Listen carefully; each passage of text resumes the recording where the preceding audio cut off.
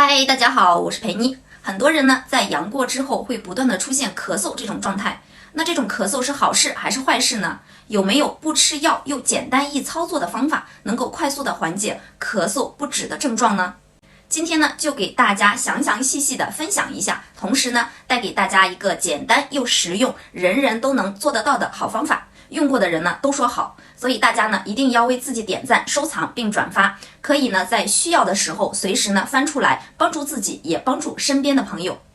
如果你阳了6、7天之后呢出现咳嗽的状态，那么恭喜你，说明你的症状呢在好转了，身体呢也在慢慢的进行修复了，这是一件好事，大家呢不用担心。还有一些朋友咳嗽的时候呢咳出一些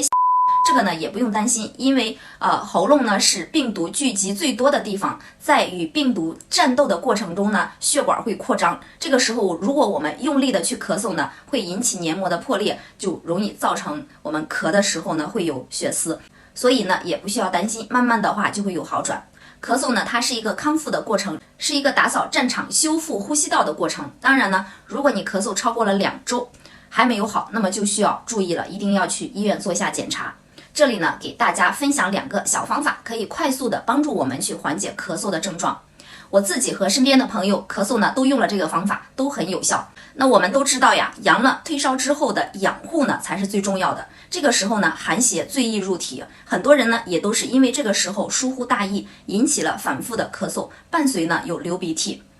如果你是这种情况呢，你就可以切一片生姜，我们厨房常用的生姜，含在嘴里面。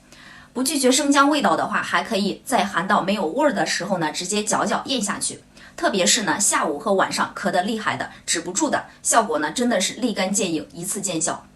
这个方法呢，不仅仅对于阳了之后的咳嗽有效，平时呢，只要是我们晚上咳的比白天厉害的，都可以用这个方法，非常的有效。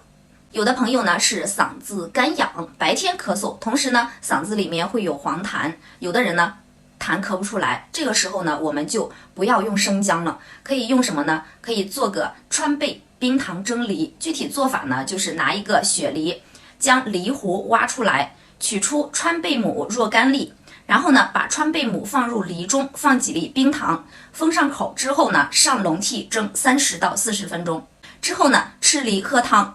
如果梨核不好挖出呢，我们可以直接将川贝母按压到梨肉里面也是可以的。坚持呢吃个2到3天，效果呢也是非常的好。以上这2个方法呢，大家一定要根据自身的情况来选用。不知道怎么用的呢，可以在评论区里去留言，说明自己的状况，我们呢可以相互的探讨。